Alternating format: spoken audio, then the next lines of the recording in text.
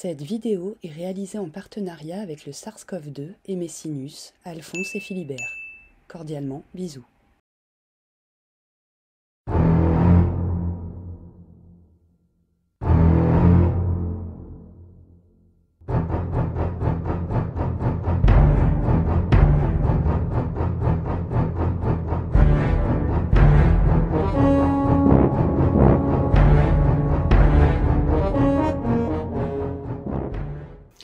L'œil torve de la fièvre.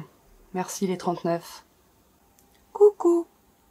Alors, une petite vidéo aujourd'hui parce que, étant donné le contexte actuel, bon, vous le savez, je suis malade, on fait autotest sur autotest, je me suis dit, j'ai pas fait de vidéo sur comment ça marche les autotests, quelle drôle d'idée.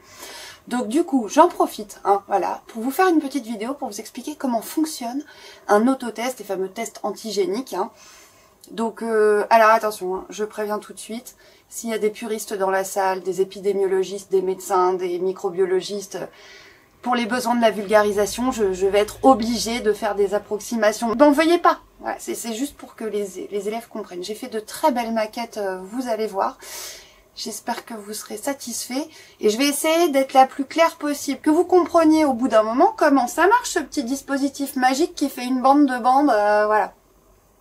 J'en profite tant que j'ai pas encore trop de symptômes, ça commence à piquer un peu. Non, bref, ça on en reparlera.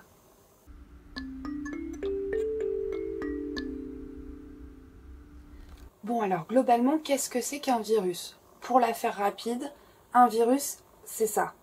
C'est souvent comme ça qu'on les représente, en beaucoup plus petit bien sûr dans la réalité. C'est un agent infectieux, c'est-à-dire qu'il peut vous rendre malade, constitué d'une capsule de protéines et de lipides, de matière grasse, et qui contient à l'intérieur un matériel génétique. Voilà.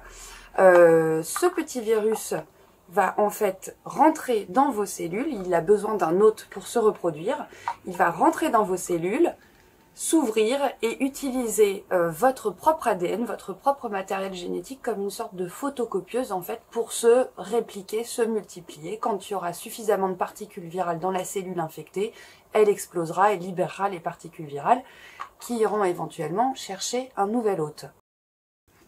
Regardez, c'est rigolo parce que derrière mon virus, il y a marqué China, comme Made in China, le Covid. Vous remarquerez qu'à la surface de cette merveilleuse maquette, j'ai représenté des petits points de couleurs différentes. Ce sont les fameux petits picots qu'on trouve sur les représentations classiques des virus.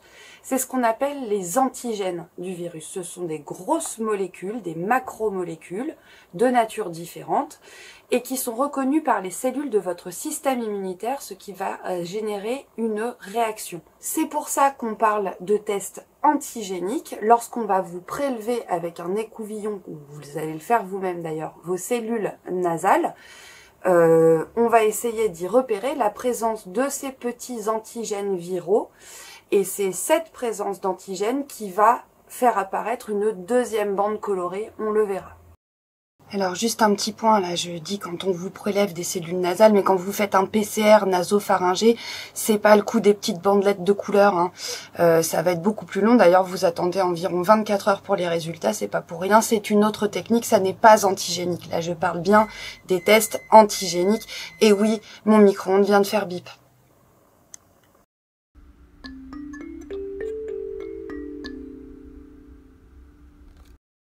J'ai remis les lunettes de soleil.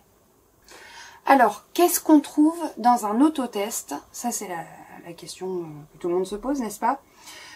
Déjà, du matériel stérile. Donc, avant d'ouvrir l'autotest et de vous saisir du matériel, lavez-vous les crayons parce que sinon, ça va pas le faire. Vous avez évidemment le petit écouvillon, c'est comme ça que ça s'appelle, c'est pas un coton-tige, c'est un écouvillon, c'est beaucoup plus fin. Vous avez un tube avec son capuchon, là pareil, matériel stérile. Alors moi, honnêtement, voilà, c'est des tests périmés, donc je me permets de les utiliser pour les besoins de la vidéo. Mais voilà, ne vous amusez pas à les gâcher, ça coûte cher quand même. Il y a également les fameuses petites fioles de liquide magique, on expliquera ce que c'est. Et évidemment, le fameux test, alors là j'ai déjà ouvert, le fameux dispositif de test dans une petite pochette qui va vous permettre de savoir, c'est flou, de savoir, bah voilà, il est à l'envers, de savoir si vous avez le Covid ou pas. Voilà. Donc dans cette petite pochette d'ailleurs, il y a un petit paquet comme ça. Ne le laissez pas traîner, c'est du gel de silice. Ça permet d'éviter que le boîtier de test prenne l'humidité, ce qui pourrait compromettre les résultats. Donc ça, une fois que c'est ouvert, poubelle, c'est très toxique, il faut absolument pas l'ingérer. Attention, si vous avez des petits frères, des petites sœurs, des enfants en bas âge, dangereux ça. Et éventuellement, j'ai oublié de le dire, il y a parfois dans certains kits un petit support à tubes, donc très pratique pour utiliser les tubes sans les renverser. J'arrête pas d'avoir des notifications, c'est insupportable.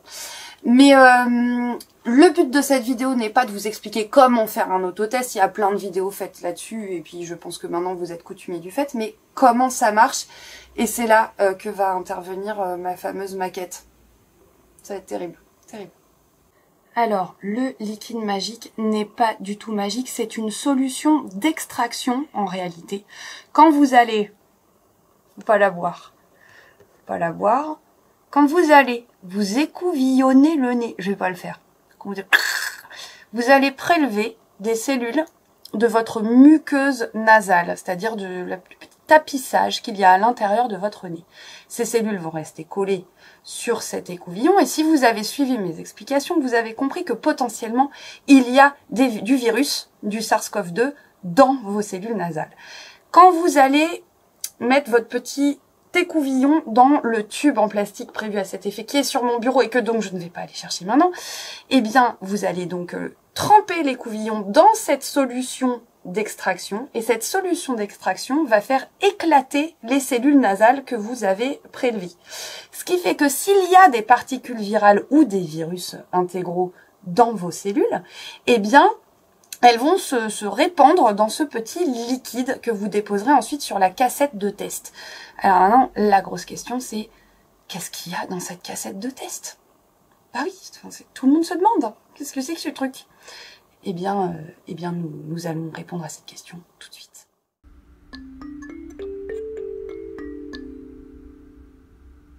Alors, qu'est-ce qu'on trouve dans cette fameuse petite cassette, ce petit boîtier révélateur? Donc, vous l'avez peut-être déjà vu. Une zone où on dépose le liquide, la zone magique où apparaissent éventuellement des bandes, et puis bon on ne sait pas trop ce qu'il y a à l'intérieur. Alors voilà, en résumé, à quoi ça ressemble à l'intérieur. Vous avez en fait 5 zones différentes dans un autotest. La zone de dépôt où vous allez déposer vos gouttes de liquide d'extraction mélangées à vos cellules nasales. On verra ce qu'elles contiennent ou pas. Et en fait, ces gouttes, au fond de la cassette, il y a une sorte de papier buvard, une sorte de sopalin si vous voulez, qui fait que le liquide va, par capillarité, progresser dans ce sens. Surtout qu'à l'autre bout de la cassette, vous ne le voyez pas non plus, sur ce machin-là, il y a une sorte de papier ultra absorbant, une sorte d'éponge en fait si vous voulez, qui vient attirer le liquide pour qu'il progresse bien d'un bout à l'autre. Pour ceux qui ont déjà fait des autotests, on voit bien le liquide un peu rose souvent qui progresse comme ça le long de la bande de révélation. Donc c'est grâce à ce dispositif, dépôt des gouttes, papier ultra absorbant. Vous avez ensuite une zone qui contient des anticorps anti-SARS-CoV-2. Donc ceux-là, dès qu'ils rencontrent une particule virale, ils s'y accrochent. Ils s'y accrochent spécifiquement, ils s'accrochent à rien d'autre. Et ils ont une particularité, c'est qu'ils sont colorés. Alors ils sont colorés avec souvent des particules d'or, ce qui explique également que les tests soient extrêmement chers.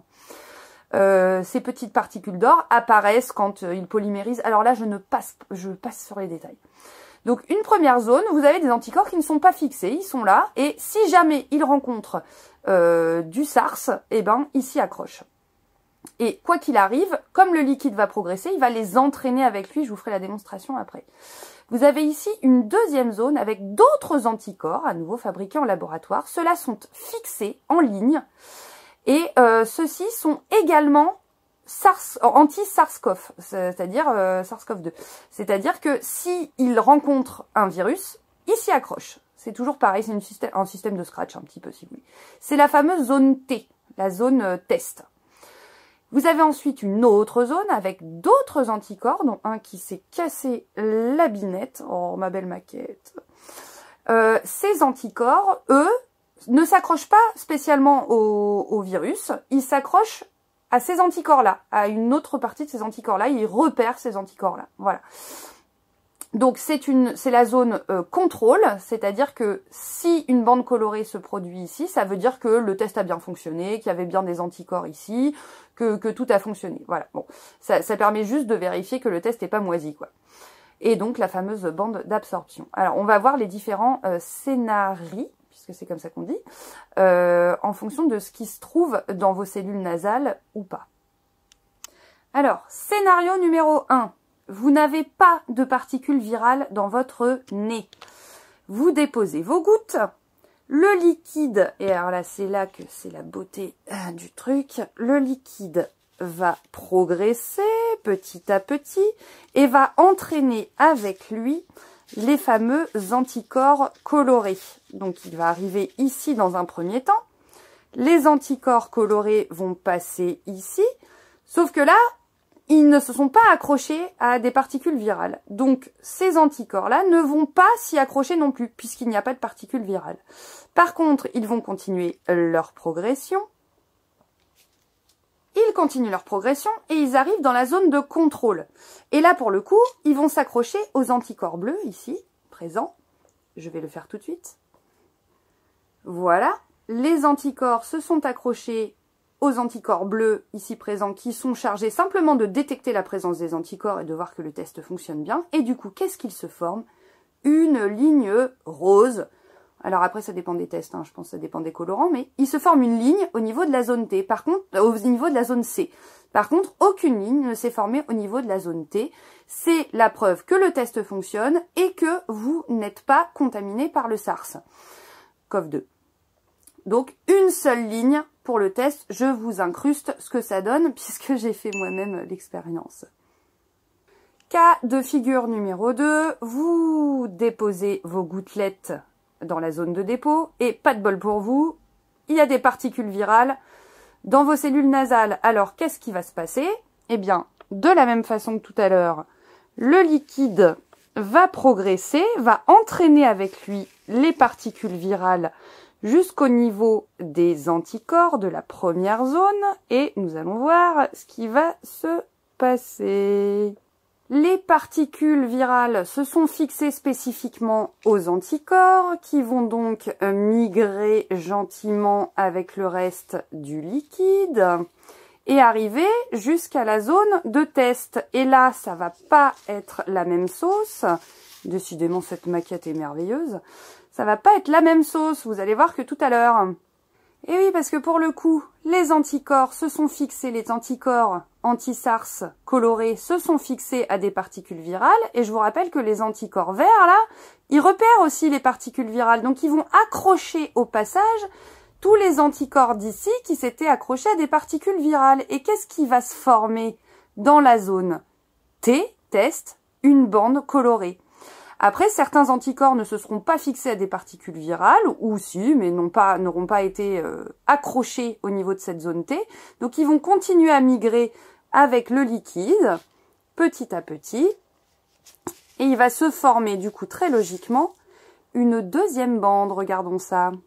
Le reste des anticorps a fini par migrer jusqu'au bout de la plaquette de test. Ils se sont fait choper par les anticorps bleus de contrôle normal. Et qu'est-ce qui se forme? Une deuxième bande qui nous signifie que le test fonctionne. Donc le test fonctionne, mais pas de bol. Vous avez bien des particules virales dans vos cellules nasales, ce qui fait qu'une première bande s'est formée au niveau de la zone test. Donc zone test, une bande rose. Zone contrôle, une bande rose. Vous êtes foutus, vous êtes partis pour 7 jours d'isolement, quoi. Voilà, joie, bonheur. Bon, bah voilà, écoutez, j'espère que mes explications ont été claires, et puis que vous comprendrez un petit peu mieux comment fonctionnent ces petits autotests magiques, parce que vous avez bien compris, il n'y a rien de magique, en fait, tout s'explique, et puis au passage, on en apprend un petit peu plus sur le fonctionnement du corps humain, et ben on en ressort un peu moins bête. À tout hasard, si vous avez des questions, n'hésitez pas non pas dans les commentaires puisqu'ils sont désactivés, vous le savez bien, mais sur Pronote à me laisser une petite question, il n'y a pas de souci. Et puis, bon, écoutez, je vous dis à la prochaine. Normalement, je reviens vite. Normalement. Allez, ciao!